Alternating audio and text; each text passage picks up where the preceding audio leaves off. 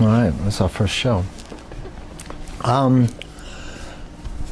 do you want to talk about? You want to talk about the state of liberalism. All right, say, state of liberalism. Let's just make a disclaimer here. We're long-time liberals. Actual liberals. Yeah, real. In the traditional sense that actually meant something. Yeah. What's happening today is we have the definitions are all askew. Nobody knows what anything means anymore. People don't know what the basic terms. For example, if you see a criticism of neoliberalism, which is what most major, liberal philosophers do, they criticize neoliberalism. To most average people who identify themselves as liberal, they would listen to a criticism of neoliberalism and think, oh, that guy must be a conservative. No. They take the term and they don't recognize the context of the term because nobody studies economics anymore. Because if somebody did, they might come up with a viable economic alternative to neoliberal capitalism, which is neither liberal nor capitalism, but somehow combining the three terms, you get some bizarre alchemy of that means none of the above, sounds nice, and appeals to a wide spectrum of people while really benefiting nobody except the super rich and owners of large corporations. Yeah, they've done a good job also at usurping the terms of freedom to use in of course, fascist, freedom free market and all this. One of the things that I've been thinking a lot about is that very smart people whom I respect that are out there, some of the stars of YouTube now, the political stars, people like Jordan Peterson, people like Alex Jones, a lot of people are hitching their wagon unconditionally to this idea of that the capitalism is like the air we breathe, and Well, it's not that they're hitching it, that it's the air we breathe. They're defending it in such a way that suggests that the only alternative is like Stalinist-style socialism, communism. True. If we don't have capitalism, then we're going to descend into a communist hellhole, and we're all going to be like China with social credit scores. And they bring up... I actually have asked some people I know who have traveled to China in the past, like, is it really what they say it is over there, or are they using that as like, well, we might have a police state over here, but at least we're not as bad as China? And nobody can really come up with a satisfactory answer because they all travel in very highly regimented groups. They aren't really allowed to see what it's like, and plus China's a huge country, so what it's like in one place is not what it's like in the other. But some of the reports coming out are, of course, terrifying. I mean, they're what you would see in any sort of dystopian, like Black Mirror, Twilight Zone scenario, where it's just like, yes, you do have a social credit score that follows you around the internet, and you cannot travel unless you behave yourself, basically. But I think that America sort of uses these reports to say to its citizens, well, it's not that bad. At least we're not China. All right. And what I was thinking about, though, about this critique of capitalism is that, and it's something I've been thinking about a lot, is that I believe that all of our progress and all of our innovation, all of our intellectual and social advancement, and even our material advancement, owes its origins to the wellspring of the original philosophers that got us out of the dirt, and and that got us, changed us from creatures that were beating each other over the heads with clubs. It's the original philosophy that does it, and that. Well, yeah, when they credit capitalism with innovation, it's sort of totally discounting the idea of human it links human progress to capitalism in a way that is completely artificial. Because, as you said before, these people are not creating their inventions because they expect to be compensated for them. They're creating their inventions because they want to see progress be made in whatever technological sector they're working in. They have dreams. They have ideas of what humans might be able to accomplish someday that are completely untethered to any sort of expectation of financial reward. Yeah, and this capitalism, this philosophy that is the thing that is the wellspring for everything, is, I believe, in the ownership in the public commons. We all own it because, it's hard to distinguish where one idea ends and the other one begins. It's a flow. It's a continuous flow of ideas, going back to Aristotle and even before, Socrates. I mean, there was many philosophers prior to that. What I'm saying is that if I have a great philosophical idea, it might not necessarily be my idea. It might be something that I have learned from the past. So the point is that since all things flow from our philosophical understanding, and since that should be the public commons, the public ownership of it, therefore, how can I make a distinction between the things that flow from this original philosophical effort, right? That is a public, humankind owns it, right? Not individual philosophers. They might claim that they have an idea. And there are some ideas that are genuinely new ideas, but most ideas just build on the previous ideas. If that's the case, and we all own, it's a public commons, how do you distinguish then all the things that flow from it, like the material goods? I mean, do you think Mark Zuckerberg really deserves to have $90 billion? Well, like, he obviously, he stole all his ideas from other people, so he's a particularly egregious example. But yes, indeed, the flow of human innovation is that just because somebody has a patent on a particular thing, like they're still using all of what came before and building on top of what came before, and trying to partial that information off and make it so it's inaccessible without paying a fee is really, you're just putting your foot on the neck of human innovation and trying to force it through a tube. And just like the ideas that are syntheses of other ideas, because the empirical mind, the empirical philosophy says that you are only the subtotal of the stuff that's entered your eyes and ears, and that's it. And the best you can do to create a new idea is to synthesize existing ones into something that's new, but it's not really new. Yeah, it's the same thing with reaching for a validation of your ego by saying, I'm going to come up with a wholly my own idea that you're not going to get anywhere with that. Not even that. It's not even the ego thing. I mean, yeah, I'm sure that's a part of it, but I think it's just more like it's just not right. It's just not your idea. Yeah, you're lying to yourself and you're lying to everybody else. Yeah, I mean, it's a flow. It's I hate to see universities and stuff have, like, they lock up, they have access to unlimited, like, scholarly journals and whatever, but only if you're attending that university and only during the period of time which you're paying tuition can you access, like, a JSTOR or whatever, which is why to see somebody like Aaron Schwartz, who was hounded basically to death by the government for unleashing JSTOR to anybody who wanted to access it is really, because all he wanted to do was free the knowledge that was in there, and that's it. That's the whole database of scholarly journals, and just wanting everybody to be able to access that is actually really a noble impulse and should be rewarded and not punished. Right. I would never create a scholarly work that wasn't in the public commons, honestly, at this point, because it's the same thing with a lot of artistic work. I mean, I consider myself to been the beneficiary of thousands of years of human innovation, human progress, human philosophical effort. I can't claim any of this, or I can claim just a very small part of it. But no, Bill Gates never invented the operating system. Mark Zuckerberg never invented the social network. They just integrated existing things, and now. So this idea that it's cut and dry and that it's got to be either this socialism or nothing in the world is cut and dry. It's a hybrid. We have a hybrid society, and there's hybrid needs. So that's what were we talking about before that? Well, originally we were talking about how liberalism and doesn't mean what it used to, and the using of terms and what they co-opting words to make it sound better than it is, and yeah. Well, I mean,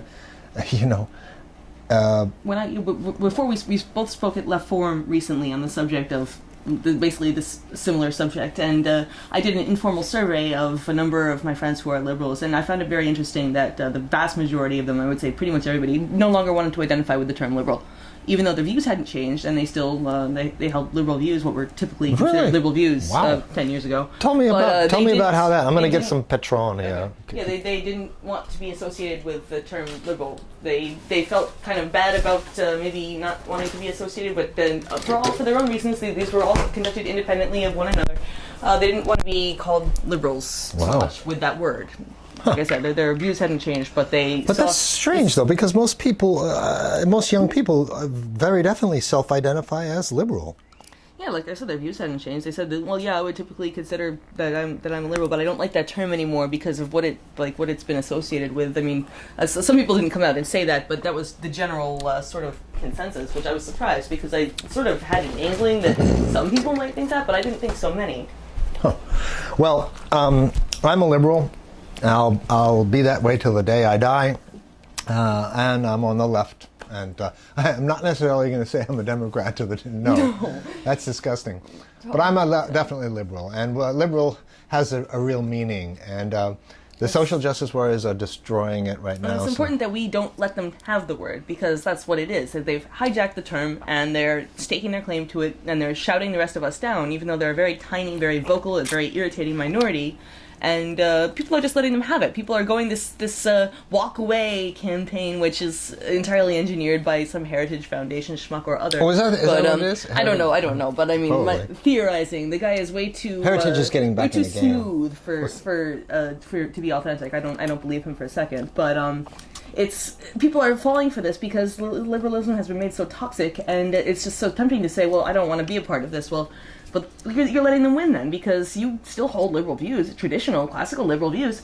Don't let them have the word. Don't cede that territory for them, because you're letting everybody else shift the Overton window to so far to the right. It's going to be impossible. And also be careful. What'd you say about window? Overton window. What's the Overton window? So the window of what discourse is considered acceptable in a society. Like, politically speaking, usually. No, I don't know that one. And I'm pretty good at these things, so I'm surprised. Let's put it this way. There's a lot at stake in steering a society in one direction or another. And I think the ruling class realized that they could no longer sell their militaristic agenda with the, traditional conservative white faces, right? So they needed to mix it up, and they needed to get this growing section, actually this plurality, this majority, which are liberals. Most people nowadays identify themselves as liberal. And so the ruling power structures realized in the 1970s that there was all of these, other types of people that were not white males, these other people, these black people, these gay people, these women.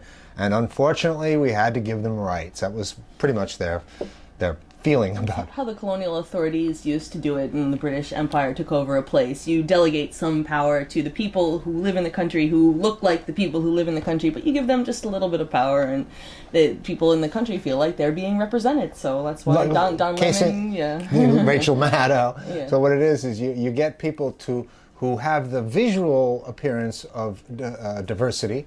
And the Don Lemon, he's black and gay, he fulfills two of them, of the archetypes that they're looking for to sell. Anna Navarro is another one of these pieces of shit that they dredge up because she's Hispanic, and they need to find a Hispanic person to push the same white male line. So what it is Don Lemon and Anderson Cooper and all the black, colored, gay, Hispanic, transgender faces that they use now are just the visual surfaces. Rachel Maddow weeping with joy when Donald Trump bombed Syria. I'm sorry, that's... But what happens when you get past the skin? There's a diversity or uniformity? It's all the same thing underneath. It's uniform, total... Cheering for the military-industrial complex. That's it. Find one person who is going against the military-industrial line. The CIA. So diversity, at least in the mainstream media, is a trick. It's a farce. It's a joke. It's just there to trick you into finding somebody that has an affinity of like you. Well, it's a gay person, so and a lot of left liberals will think, well, it's gay, so they can never lie. Gay people never lie, or something. This is how simplistic. Well, the whole point is that it gets in under your radar. They try to keep us so busy that we don't actually have time to do the research and to do the whatever, like due diligence and sort of educate ourselves on the issues, and hope that, oh, well, if it's this nice, friendly, like, gay guy giving me the news, then he wouldn't lie to me. He looks like he's really, he knows what's up. Yeah, and then when CNN, Time Warner Inc., needs to, sort of cast doubt on the young black unarmed kid that the white cop just shot and killed, right? They dredge Don Lemon to get out there and remind you that, that kid, did have a history of shoplifting, so, maybe he had it coming to him. And they'll always get a Don Lemon to do that. And But the thing about it is that in the past, I used to call, everybody, 10 years ago, if you heard of a black Republican, we all knew what a black Republican was. He's a turncoat, piece of shit, right?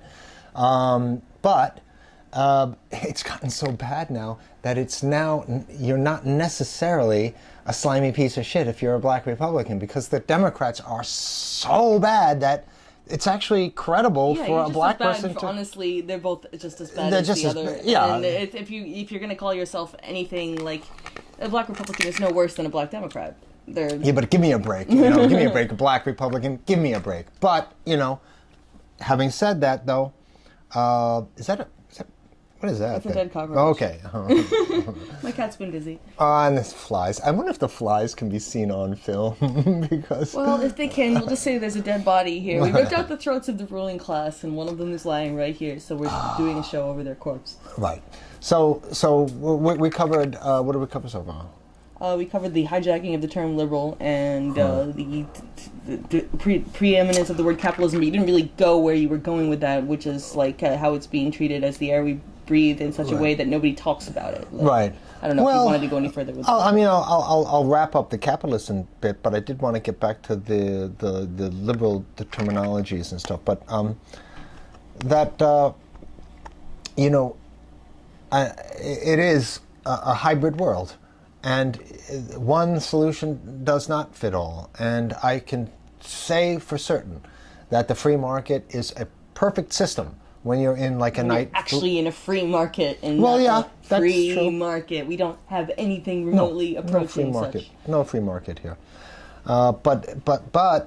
Even then it could be improved. But even then it might not work, because let's put it this way. You're not talking about a night market in some Asian country where they're selling food stalls. They have food stalls and everybody's getting food there at the night market. Yes, that is the perfect free market system. The people are going to let their taste buds determine. Their pocketbook is going to help them make that decision. But you scale that up to 350 million people, and a handful of billionaires and oligarchs, and no, the system is not able to be even modeled to see if it would work, much less implemented to actually have the thing running smoothly. It's not going to happen. So, in the absence of this ideal free market, that this ideal capitalism that they always say we've never had. This is the same thing they say with communism and socialism. Well, the reason why it didn't work is because we never had. Well, they say the same thing about capitalism. You never can. You can't. A system cannot run in a vacuum. There's always human influence, and there's always a lot of other determining factors. I mean, as for socialism, there's always capitalist governments, making sure that it never gets a chance to be tried properly, especially in South America and Central America. Sure. And as for capitalism, there's always it's just the human factor. In either case, is just you're assuming the humans are just going to be this transparent thing through which an ideology can function. No, there's always going to be differing motivations there, stopping the thing from being perfectly implemented. Sure. And so unless you get some magically virtuous human being who's able to run a country without being in any way venal or having personal interest in profiting from it, then you don't get pure socialism or pure communism. You have to have a hybrid system, something that takes the best of both worlds, say like socialized medicine or a rudimentary social safety net, and then combines sort of, at least in the consumer world, having people decide in the free market sense what is best, how much will we pay for a particular item, etc., etc. Yeah. So back to this idea that liberalism is in a state of crisis, which it truly is. What are you seeing out there, like on the streets? Like what's your evaluation of the average liberal that you're seeing, that you converse with? What's happening there? Well, people are actually, at least the ones that I talk to, are more upset about the state of what they see as liberalism. And then the ones I don't talk to, the ones I see on television, or not even television, because I have a television, the ones I see on clips appearing in massive protests, who are basically push-buttoned into being some sort of the term you used was wind-up doll, but that was describing ISIS, not describing modern liberals. However, the principle is the same. Just to be turned out into the streets to protest. People I know who consider themselves liberals see that the term has been hijacked and it no longer means what it used to, and they are despairing of being able to reclaim the term because these people are much too vocal, they're too coordinated, and that's what makes me think that it is an outside force directing it, because these people are not getting their ideas independently. I think we could beat the social justice warriors. I think we could beat them. They're pretty stupid. Limp. They're these floppy pod people, like doughy, pasty. No, they're really they're really stupid. And I don't think that and they have can win. no argument because all they do is shout you down when they disagree with you. And I'm sorry, if you have an argument, you get up and you argue that shit, and you argue that shit passionately. And you know what we should do? Like that, they're the ones that are quick to move toward violence now. Yeah. Violence, right? Now, first of all, most of these people, you can kick the shit out of them. They're total pussies, right? But here's the thing: we should get out of this idea of violence, and instead, the next time there's a confrontation, just forget about physical violence. Just challenge them to go down to the Mensa office and take an IQ test. I don't think most major cities have Mensa offices anymore. There aren't enough people with brains. Right. Well, I would say challenge these people to IQ tests. And they smash you over the head with a bike. They'll want to They're not even going to be wanting to do that. I mean, they know enough not to compete on a... If you're resorting to violence, that means you don't have an argument. And that's the other thing, as far as like terms being flipped, it's like fascists are the ones who resort to violence. So just because you call yourself anti-fascist, if you're beating someone over the head with a bottle or a bike lock or your weapon of choice, you're still a fascist. I don't care what you call yourself. Like, you have no argument, and so you have to resort to your fists. The thing about it is, though, I didn't mind the idea of violence. Like, I was pro-violence when it was against, like, institutions, like government institutions. When you have no choice, when you can't address it on equal terms, then yes, you have to try something else. But if you are just on the street having a confrontation with somebody, and the best you can do is bash their skull in because you don't feel what it is that I think the ruling power structure was nervous that there was going to be violence against them, and so with the social justice warriors, it turns the violence away from institutional violence towards person to person. It also still has that pressure release valve in which they get their frustration out. They get their frustration out against the wrong people, but they don't know. The social justice warrior will never fight the real fight, going up into Washington and stuff. No, the social justice warrior is there to fight his neighbor, his brother, his next friend, his university professor, the people who are not the threats at all. The big Nazi threat, which is here's how. Guess how worried about American neo-Nazis I am. How much sleep do you think I lose over neo-Nazis? -3 hours. Yeah, I mean, they literally do not exist. Okay, New York Times, November 2014 article. The largest neo-Nazi, the National Socialist Front, right?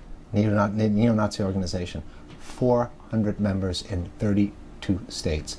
So that means that not even all 50 states have them. The ones that do have, no more than 12. They have to import their Nazis. Average of 12 Nazis per state, like Ohio and Nebraska and stuff. CNN has a visiting Nazi scholarship where if your state doesn't have any, they'll gather them up and bust them in. Look, the bottom line is that nobody had ever heard of Richard Spencer until, of course, CNN rolls up with their satellite truck outside his house and made him a star. Celebrity. Made him a star. So if you're curious about why people like Richard Spencer have these massive platforms now, you can thank your rulers and their surrogates at CNN, and those are the ones who made Richard Spencer famous and stuff. If CNN ignored them, you would never know who Richard Spencer was. But you got Newsweek down there because they could sell fear. And don't forget the ADL, because they wouldn't exist without neo-Nazis, so they gotta perpetrate that shit. Oh, they're the worst. They gotta perpetrate that shit. No, the ADL is the worst. You always have, there will always be in East Asia, that's the worst kind of fear pushing. Yeah, the ADL and the Southern Poverty Law Center, but mostly the ADL. I mean, the Southern Poverty Law Center just wishes they were the ADL. No, it's disgusting. Well, you have the Right Wing Watch, too, which is pretty nasty. Oh, yeah, that's idiots. True. We should break this up into a couple parts. Yeah, I don't know if this is even still recording. Okay, so this is the end of part 1, and then there is more to come. Yeah, and make sure you subscribe, because you're going to get some good stuff. Yes, and make sure you stay subscribed, because YouTube will unsubscribe your ass. Really? Yes, that's true. Wow.